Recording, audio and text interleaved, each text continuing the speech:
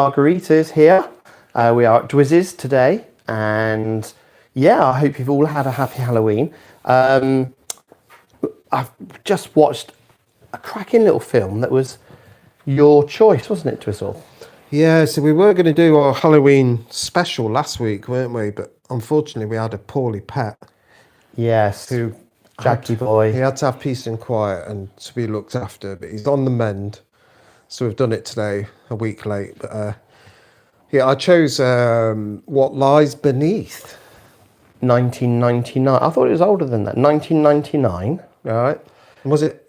Who was the director? Robert Zemeckis. I wanted you to say it in case I messed the pronunciation So up. Robert Zemeckis, famous director, especially from the 90s. Biggest film he did probably was Back to the Future, I would imagine. Also the director of one of my Christmas choices, though, because he loved to do... He didn't do the Poseidon Adventure remake. No, he Wait. didn't. What was it? So he did Polar Express, right? And after doing the Polar Express and sort of making the mocap stuff work a bit with Tom that's not Hanks, worked out very well. yeah, we're going to wrap that round. He then went on to do one of my favourite Christmas films, which is the mocapped Christmas film he did with Jim Carrey that we watched. So it was the Christmas Carol. Oh, with did Jim he do Carrey. that, did he? Yeah, that Yeah. was Zemeckis. Well, But I'd forgotten two he'd done completely this. different types of film. I'd completely forgotten that he'd done this one though. So when I didn't know until his name came up at the end, I was like, "Oh my god, yeah." Well, interestingly, I thought I'd seen this film, but I haven't. No, Had you? I've seen bits of it. I thought I'd seen it, so I said to you, "Yeah, I've seen this, but only when it came out." And I think I haven't sat down and properly sat and watched it all because I don't remember any of it. Is that streaming? Because it doesn't show. It's not shown on my phone. It's not, but that just might be because my phone's shit. Yeah. I don't know. Press that, maybe. Who knows? Quit out of it and come back in. Yeah, let's go out and And do see that. if it's Bosh working there. subscriptions. Yeah. So Man caves and margaritas. we enjoyed it, didn't we? Oh my god. So 1996. What year did Jurassic Park come out? I don't know. What's the matter, Daisy? Oh, there we are. Yeah. Hello, Daisy Doo. Well, the reason I say that is because it used some really subtle and cool CGI stuff, but it was so well done. I thought it looked great. I mean, that's at what, 1999, what's that, 26 years old? It looked fantastic. It did look really, really nice. All the different elements of what makes something look nice, it was there. I don't know if you noticed, but it was like, you could tell it was done on film. Because, well, obviously back then, I don't know if 99, they were yeah. doing digital. But you could really see the grain. You know, nowadays you're watching constant film after film and it's all digital. It looks spectacular. But then when you do see film, you're like, wow, it really hits you. Did you notice all the grain and like...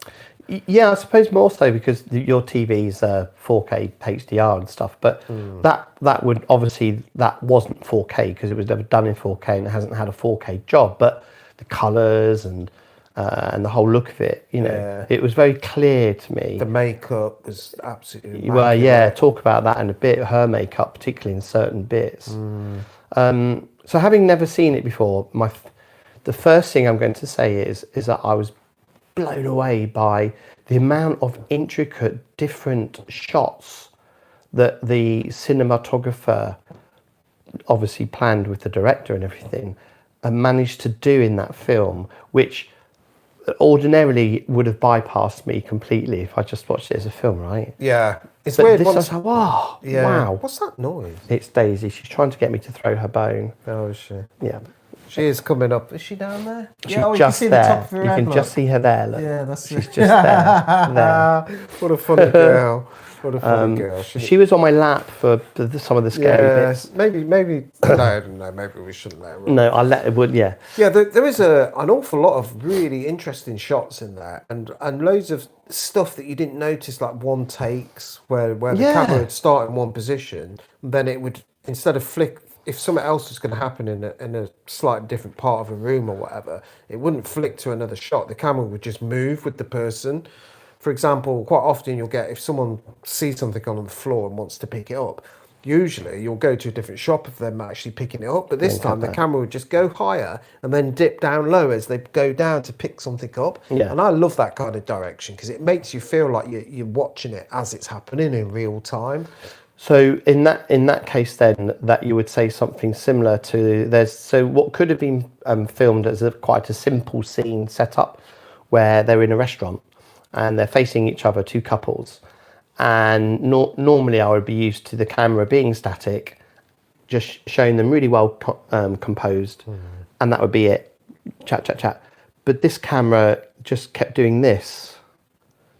But slowly, didn't it? Yeah, there's a little dolly of it just moving, changing the perspective. And it was before, like, dolly moves started to become really popular about 15 years ago, and they're overused now. But back then it wasn't. It wasn't distracting, though, was it? No, it wasn't distracting. But, the other part of it is usually when people are talking, you'd cut to a close-up or head and shoulders of them And they talking. never did that was a complete Back shot. out, yeah, and it was a complete shot. And there was a real naturalistic vibe about it where it was two couples at a table. And the guys were like, "Oh yeah, let's talk some bloke talk," and they were like the angles of the table, and the women were there, and they were having their own female Little bit conversation. of talking over each other as and well. they were both having conversations at the same time, but the camera angle you could see all four of them clearly. It was really well done. The way the audio was done, you could hear, and it was all done in one take. And I mean, this is how subtle the movement was, because at one point I went, "Oh, that's really nice," but they haven't composed it quite. Look, I wonder if they come. And then you went, "No, the camera's moving." I went, and I had to do a little double take. And I was like, "Oh yeah, it's obviously taking it, and it's doing that." And I'm so into listening to what they're doing and watching them, and that I didn't even know the camera's moving. Well, I think that's part of. I don't think we're really like hitting on letting the audience know what this film's about yet or anything like that. We'll get to that. We're going in on a technical level. But the way the film's presented that I absolutely loved is like you feel like you're on the journey with them in real time, going through the With motions. her journey. Yeah, definitely. And I think the cinematography shot composition adds to that. Because it's not cutting all the time, No. or changing like weird angles or whatever. If I use the word fluid, it's very fluid, Isn't it? and you do feel like you're there as a fly on the wall, observing what's going on. Which is brilliant. But explain for people that don't know the film what this. So the synopsis of the film then. Well, this is the film. So spoilers ahead as per normal. So Harrison Ford is married to the wonderful Michelle Pfeiffer. He's like an ex-professor, and she's a stay-at-home, kind of like a stay-at-home wife, because she was looking after their daughter. The daughter's just gone to college, so it's now just the two of them, which leaves her with a lot more time on her hands. She was involved in a car crash a year earlier, which you find out later in the film. So that sort of gave a bit of memory loss. And over the period of the film, she's visited and she's given these subtle sort of messages and things that happen, haunting things that happen in the house, that kind of lead her to think that the house is haunted. They play a little bit of a side plot because they make you think that the neighbour next door has killed his wife. There's all that little rear window stuff happening, which was all a subploy to make you think that, which was really well done. And then when you realise that no, that the next door neighbour hasn't killed the wife, you're like, well, what could it be then? And then you find out that actually a girl went missing, and this girl was like a student. And it turns out that the Harrison Ford, the husband, had an affair with the student. Yeah, you've not explained though that this story unravels through Michelle Pfeiffer's character thinking that she's being haunted. Yeah, haunted. The house. So things happen, don't they? Actually being haunted, and it leads her down the wrong path at first, thinking, "Why is this happening to me?" Yes, because she thinks she's being haunted by the neighbour's wife, who has the same initials, MEF, that come up on a monitor of hers, which leads her to think the neighbour's wife trying to send a message to her to let her know that she's been killed by the neighbour. Yeah. But then when you find out that the wife's actually still alive, it's like, wow. And the way they do the hauntings, because we can say how it finishes in a bit, can't we, later, I think. But the way they do the hauntings is not absolutely smashing it in your face. Let me try moving this dog. She keeps scratching at the sofa. Come on. By day, see, you did it to yourself, Days. Come on. At the end of the day, What's if a you'd have darling stayed girl? there Good nice and girl. quiet, You stay in there. nice bit of bum crack there for the viewers as well. No. Yeah.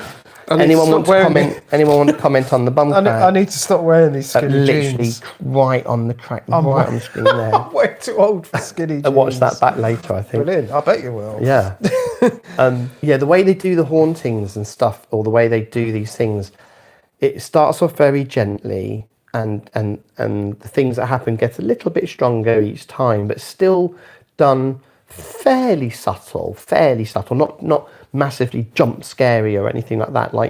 Like she's standing on the edge of their little pier thing, and looking down in the water, and then you can't really see anything, and then just subtly you can just see the grey face of this ghostly woman, and then this grey face then kind of just slightly disappears, and things like that, and a picture gets knocked off. Yeah, even at first she Right. doesn't. She's not even convinced herself that it's actually happening. No, you think, is she imagining it? Is she not imagining it?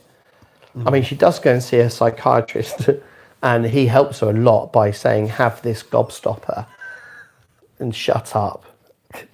What do you think I should do? Well, I think you should talk to it. I mean, it wasn't even that long ago, was it? No. 26 years ago, and you're still getting like amazingly sexist kind of touches. He literally might as well just said, "Oh, there, love. Yeah. Have a cup of tea. It'll all be all right in the morning." There's a certain thing going back to like presentation of the cinematography and things. Like you say that there's this ghostly image of a woman in the water when she's looking, but it's not there at first. But it's really subtle. It's almost like a shadow or some waving reeds or something, and then it does become it's a woman. But like you have to get your like presentation of that cinematography and color grade and whatever spot on, because it was that close to not being indecipherable. Yes, it was like the only way I could describe it to people looking is if you're a gamer, when you first put a game on and it's supposed to be played in low light, they give you options to turn the brightness up or not. If you can see the middle if you can see and you have to set the middle one so that you can only just see the image. Yeah. And it was kind of like that, Yeah, it was. and it really well done. I loved it. I loved all the shots in it. There's not a shot in that I didn't like. No, it was really well done. It's hard to explain. I guess it's one of those ones you have to watch. It reminds me a bit of Gone Girl. Do you remember that? Yeah. It's quite modern, but like in the way that when they're going through the house and stuff in Gone Girl, the camera will literally follow around through into another room. In fact, some of the cinematography techniques. There is an incredible one that I've never seen before, which is Michelle Pfeiffer's at the front Oh, the door. Yeah. And then she goes to close the door, doesn't she? And as she closes the door, the camera follows her. And she closes the door, but the camera's still inside the house. So the camera's outside at first, door's there, Michelle Pfeiffer's there. She goes to close the door, and as she's closing it, it goes like, and then you hear the door shut, and then it carries on following her down. Yeah. And it was really, really good. When you first saw it, we were like, how on earth did he do that? And it was only because we rewound it and worked out the subtle trick. It's not even a difficult trick to pull off once you know how to do it. And then there was that other one, wasn't there, where she's been drugged and she's crawling along the floor, and she gets along the sort of like the ground floor, lounge floor, whatever it is, and then sort of like collapses like that. And you think, yeah, that's a nice shot. And he's coming up behind her. And then the camera sort of like drops down. When he picks her up, it drops down underneath to look at her looking up as he pulls her away. And you think, nice. We didn't rewind that. I don't know how they did that. I think I'll keep that for another time. I mean, other things as well. Inspiration. Like, there's one bit where Harrison Ford's in his study, and you've got the two windows here. There was no CGI trick here. This was just timing. You got the two big windows here, and he's in the study on the phone, and you've got the normal sort of framework between the two windows. And the cameras, you can see everything that's happening outside the windows while he's on the phone, blah, blah, blah, blah, blah, blah. And then the camera then does a little pan like this while he's doing it. And then all of a sudden she's walking down to the pier. So she must have, they hid her in the framework of the windows. So you couldn't see her across one window. So it was suddenly a bit of a surprise when she came And the back from the other timing was side. perfect. She was outside, but the camera started moving at the same time she appeared. Yeah. It was so well choreographed. Yeah, choreography. Yeah, that word. Yeah, it's planned. Really, really well planned. Really well planned. Absolutely. What was the other one that was really I'd like good? to point out some of the excellent makeup, and I'm not really sure how they did it. Maybe Claire would be able to say. But there's a point where the deceased woman that's haunted her, possesses her. Yes. As Michelle Pfeiffer's kind of encourages it by doing a Ouija board, Holds stuff her, like that. cut off her hair. There's a bit where you can see that they've done a little bit of digital retouching because her eyes change colour to the girl. But just the whole structure and look of her face is really menacing. And there's no way it's just acting. No. I don't know how they've done it. But suddenly The all the lines lighting, become like the makeup, sharp. the lighting, yeah, all her features were really sort of gaunt, and she just had this real sort of like she suddenly looked like do you know the Queen from Snow White with the apple? Yeah. She just suddenly became this like this like just looked evil, didn't she? Yeah. I'm not sure how they did it. It was but very, it was very fantastic. good. Very good. I think some of it is like sort of things that you don't think about, especially as a man. Like maybe like on a woman like Michelle Pfeiffer, if you make her eyebrows a bit like triangular, it could completely change the look of her face. And Yeah. I think but yeah, I was surprised that I had no idea how they did it. Yeah, it was very good. Yeah. Very good. That whole scene was really good, where she becomes her. Yeah. And then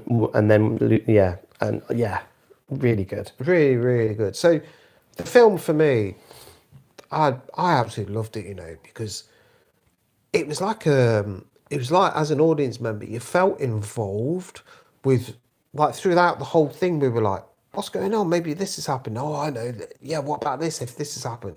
And it was almost like we were on a murder mystery tour or something. Yeah, we don't normally It's like- talk a lot, do we, when we No. watch the film? It's normally here that we do our discussions. Yeah. But yeah, I must admit, throughout that film, there were moments I was going, what about? And you were going, oh, I bet it's that. And we're like, oh, and then think, nah, now I'm reaching there. And then I'm it'd reaching throw us, there. wouldn't it, as well? It would put the reaching bait there. out for us to think, and then it'd be like, ha ha. It'd completely change what's happening, but not in a bad way where you think No. that you're being manipulated. It's just the way they've done the story. So it got me fully invested. Yeah, That's the it's thing. like we felt like on the couch, like we were detectives trying to unravel what was going on. Yeah, I was fully invested in that. No doubt. I'm glad I can't even remember much about it, or could no, I don't even think I can't have seen that. I'd remember that if I'd seen it. I'm sure I would. I think you might have seen a trailer or something. Maybe, You thought, yeah, I'll watch that maybe. when I get a chance. I'm definitely going to add that to my collection, of my film collection, my Blu-ray collection. Oh, yeah. When I can. Yeah, definitely. That's a really good lovely little ghost story thriller. Yeah, it'd be good for people that aren't really into, like, find horror a bit overwhelming, a bit too much, because I wouldn't call it horror. It's like a spooky thriller. Spooky, yeah. It wasn't spooky scary, thriller. I didn't think in any. There's a couple of bits that made us jump. Yeah. To be fair. Yeah.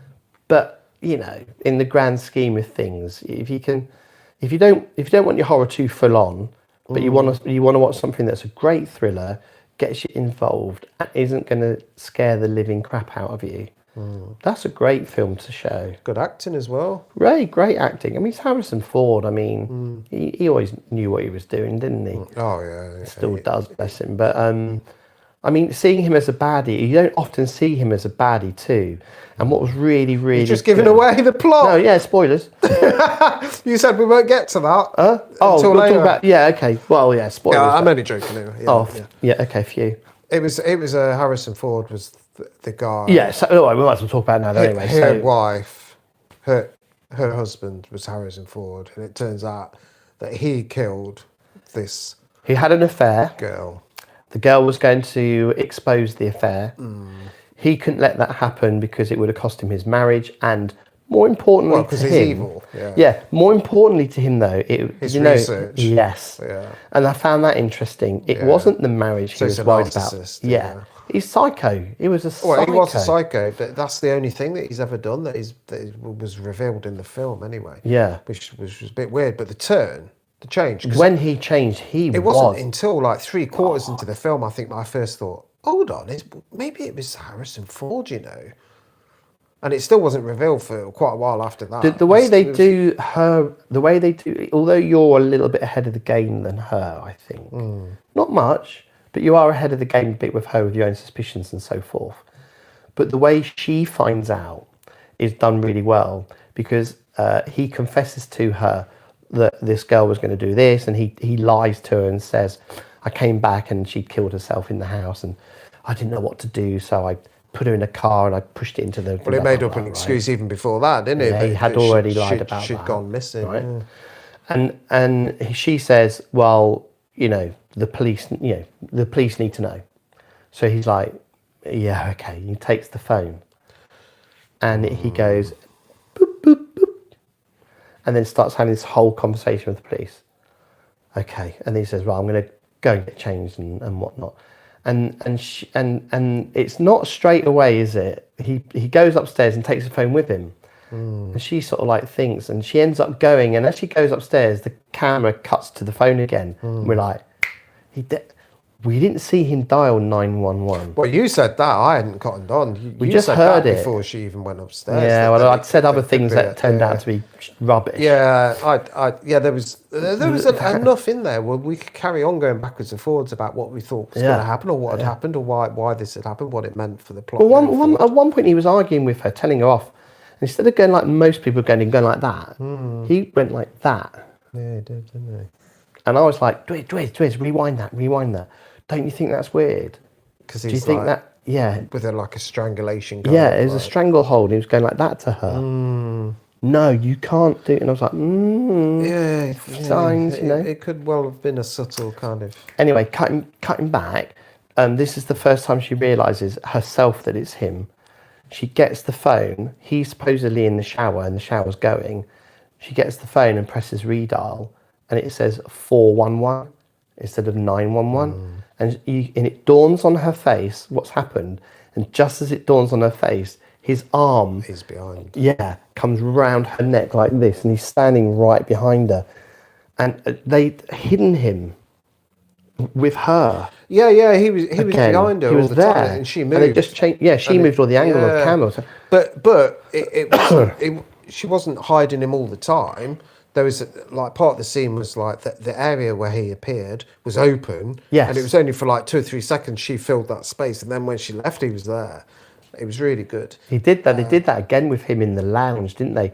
Where she gets the box from the water, opens it up, backs up because the necklace, gets up to go to get the phone, comes back round again, and again they'd hidden him behind her. She walked into the shop, and he's right there again. I mean, it's so. But we're not doing it justice. I don't know how we can do it justice by talking about some of these things. I think a lot of the time you'll watch a movie and not realise that you're being played with like that with camera movement and things, and that's the whole point of it, is to make you feel a certain way. But I particularly notice things like that nowadays, because I find films now just have way too many cuts, or everything's way just pushed into your face all the time. This is happening, this is happening, this is happening. So I think there was a lot of really influential cinematography from like the 90s, and I think I'd put that in bed with those.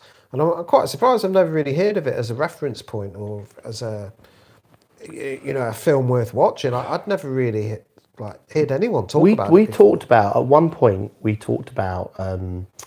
a particular scene where she's looking out the window at the neighbours with binoculars and whatnot. And you said, oh, this is like that film Disturbia. And I said, yeah. And I was like, well, yeah, it's like Rear Window, which was what it was based on. So it's very Hitchcocky. It was. And some of the angles and some of the shots was also quite... True. Hitchcocky. Yeah. Really? It was. And it was like a film of 3/3, right?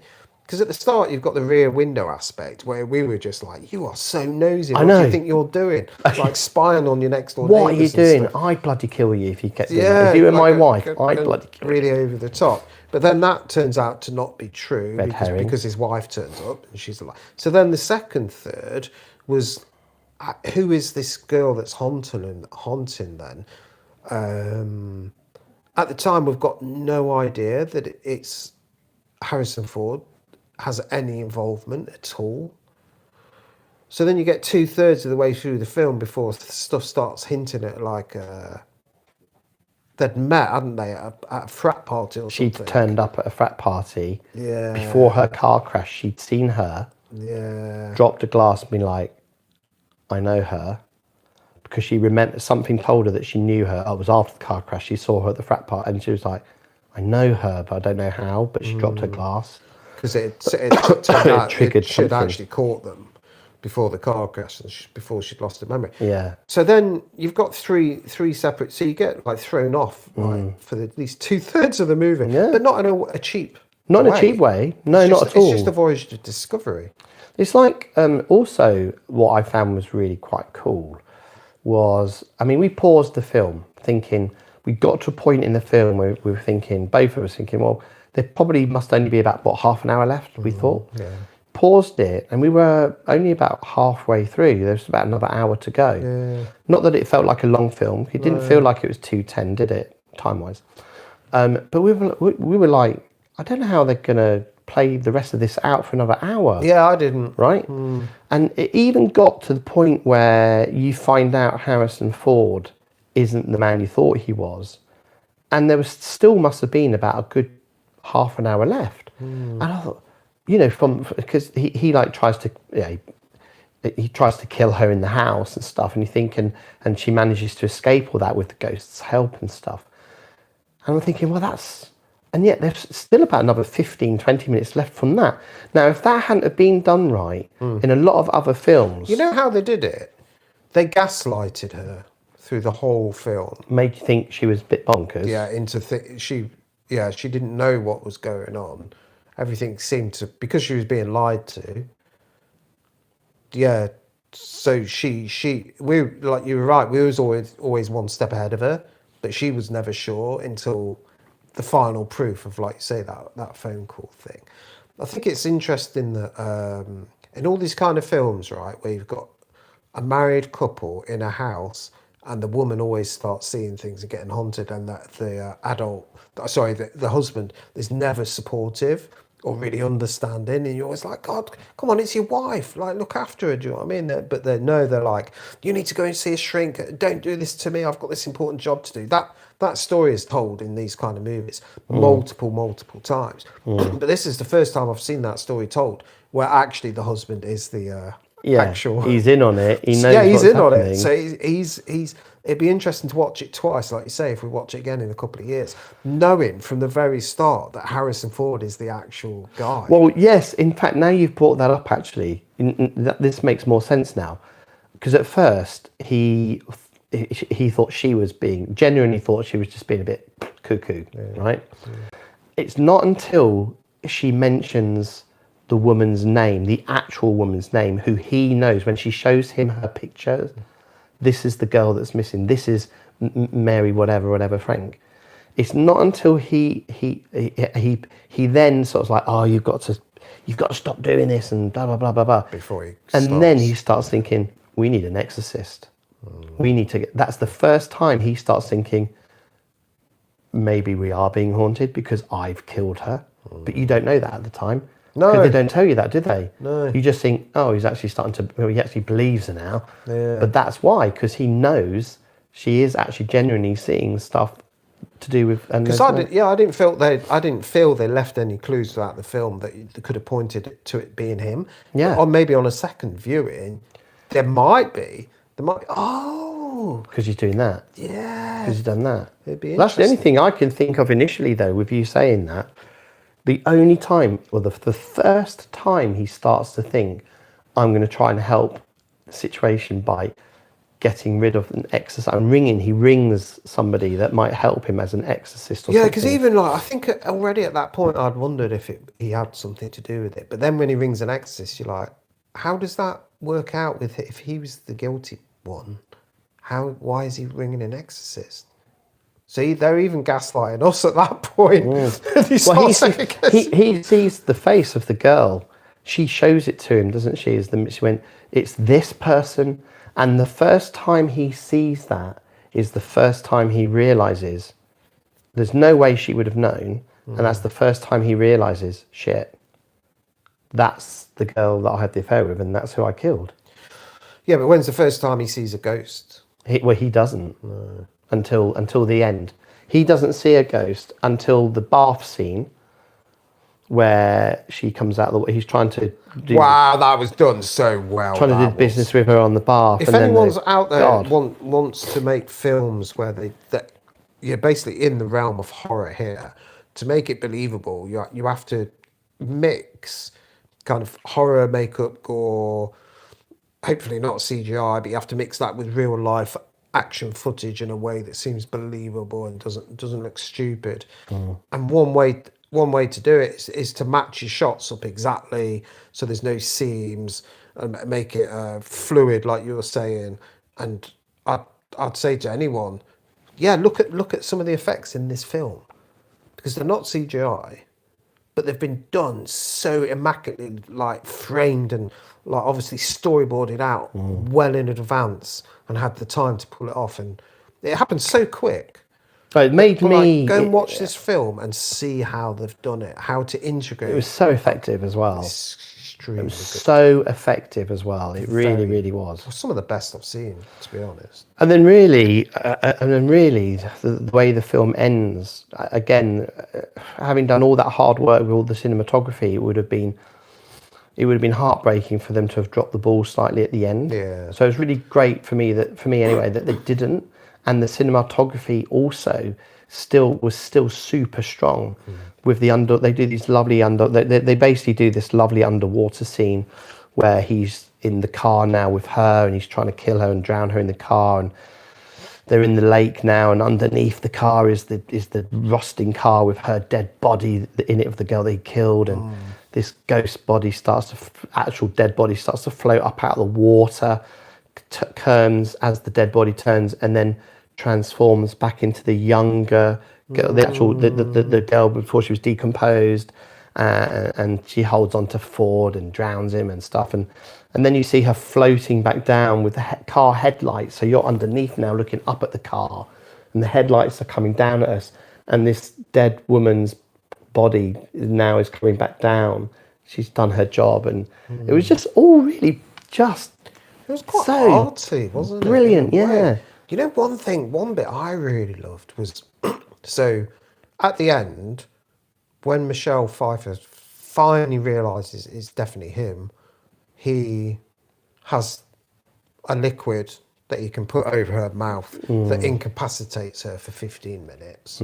So she's awake. She's awake and conscious, but but she can't say anything or move any of her body. can't right? blink, can't move, can't do nothing. So he puts her in a bath, starts filling it, right? Oh God, yeah. Reminds me of, was it Kill Bill, either where she wakes up in the coffin or when she can't use her legs because she's been in hospital? Well, at the start of Kill Bill, yeah, she's trying to move her toe. Yeah. If I can move my little toe, then And everything's done real time. yeah. Like the realization of where you are and trying to work out how to get out of that situation and stuff. It's the same's done in this, that she's in this bath and she can't move. And it isn't like quick cuts, right, let's get to the bit where, you know, it's like, from her perspective, everything's happening in real time, and this bath's just slowly filling up. And Yeah. Do you know what would be and really... she doesn't save herself, does she? No, not at first. She can't. She can't. Yeah, and she's slowly getting to a point where she's going to drown, and something happens. I'll let people watch the film for this bit where Harrison Ford's taken out of the picture for a little bit. Yeah. And then she's just left with herself and the fact that she's still going to drown because Oh, it's terrifying. Yeah. And then how is she going to get out of it? She slowly starts, like, because it's 15 minutes, isn't there? She right. starts getting. Oh my God. the pacing and just the rising tension of Yeah. realizing what it must be like to be in that situation. What was really cool was, and we kind of guessed this might come up because I can't remember them. If anyone can think of the name for this, It's not chloroform, but no. When you watch a film Oh. and they show you something and you think, oh, that's going to come back up later. yeah. There's a special name for that. Okay, it's not MacGuffin. We know that's not that, but we can't think of it. You thought maybe a smoking gun. Yeah, it's like there's a thing in the film industry when you're watching a film, if there's a gun anywhere revealed in the first 10 minutes, it means it's going to be reused towards the end. Someone's going to shoot someone with it. Otherwise, basically. why show it? Yeah, and this So- happened with They show these. They show in Harrison Ford's own department laboratory where he's the guy that runs it on. They show these people showing him how this chloroform stuff works on a rat, and you just hear the two guys saying, "Yeah, it will incapacitate it for 15 minutes. It's everything's fine. It just can't move." So from the point of view when he actually puts that over her mouth, I'd be very interested rewatching that and timing it to see if it got to about the 15th minute, because I'd literally just said to you, look, she's not even blinked. And then it gets to the point where she then was able to move her eyes and blink. That's the first thing that happened, wasn't it? And then just ever so gently, she could just move her toe or her foot. And I would be really interested to know if they timed that out to coincide with that idea that this stuff worked for 15 minutes. that would be bizarre if it was. It felt like it though. It didn't not feel like it. It was did it? yeah, it was. Yeah, that's true. I mean, it went on for so long that I was wondering if she knew that he was going to do that in advance and taken some kind of serum. Yeah. Because I was like, this is just going on for ages, and Yeah. she's like, Surely she's he's just gonna- waiting for a chance to like grab a knife and stab him. But no, it was the water just slowly going over her mouth, over her nostrils, and then eventually over there. It was horrible. No, you couldn't move. Brilliantly done anyway. Brilliant. brilliant. The whole film was really Yeah. So great choice. Our next choice will be at mine. We're hoping to be joined, by the way, by our lovely friend, colleague, Jane Hyman, who is a marvel at practical effects, isn't she, is our Jane? And it's going to be Jane's choice of a Christmas film. yeah. So we don't know what we're going to be watching yet. No, I saw her the other day and I told her the ones we've had before. So Great. So, yeah, keep your eyes peeled for that. That's going to be in December. yeah, Coming back to this one, though. Listen, mate, I'm just going to make this dead easy. I know, again, I haven't marked all my films high. That was a 10 out of 10 for me. was it? Yeah. And I don't know how that slipped by my radar, because I've heard people talk about it and I've been thinking, I know I've seen What Lies Beneath. I have not seen that all the way through properly like that. I'm glad I did. I feel the same way. I don't Yeah. know how that slipped me by. I can't remember the last time I watched a film that's over 2 hours without at points getting bored. Not pulled at all. I found it absolutely fascinating and so well put together. And I almost feel like, am I wrong in rating it so high? Because how come I've never heard anyone talk about it? How come I've never heard it as a reference point? How come no one's ever pointed out how good the cinematography is, or how I've never heard anything. I literally never heard anything about it. I Anybody thought it was just ever like talk- a copycat throwaway 90s horror thing. If anyone ever talks to me now about what are your favourite ghost stories or thriller, I've got to remember what we've just watched, because that's going to have to be in my top, easily in my top 5 I've got ghost stories. Wow. I've got a funny feeling it's not really that appreciated. That's why we haven't heard of it. Just never pops up, does it? We watch top 100 films and all this sort of stuff, or I just- horrors, or I think maybe thrillers. people find it a bit slow and laborious or boring or takes too long to get to the point or Well, if it was done today, it would be ruined because they'd put loads of big jump scares in there. yeah. It would not be as subtle as what it was. No. There'd be And loads of exposition. yeah, probably a bit more gory as well. That's and the other good thing about it. The exposition feels like it comes quite natural. just gently fed in, Yeah. Yeah. Yeah, I'd highly recommend it to everyone. But like I always say, only if you want to learn about, that what's movies are capable of. You know, if you're into like X-Men movies and Yeah, not going to be your thing, is it? you know, Fast and Furious, yeah, you're It's not. not going to be your thing. It's not going to be your thing. But if you want to look at how to really well craft a movie with really good acting and really really nice pace of storytelling, and I'd recommend it to anyone.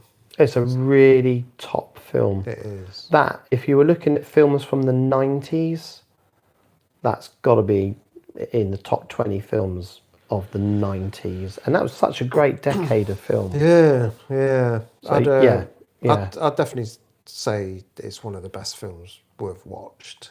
It is, certainly for a while. Yeah. Certainly not. It's certainly better than the ones I've chose.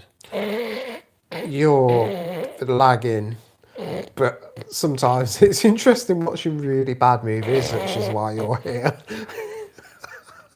What's the next one going to be, Gav? I don't know. Jane's choosing the next one, so it doesn't matter. So Christmas this year is going to be yay, because Jane's choosing it. So it definitely won't be the Poseidon Adventure.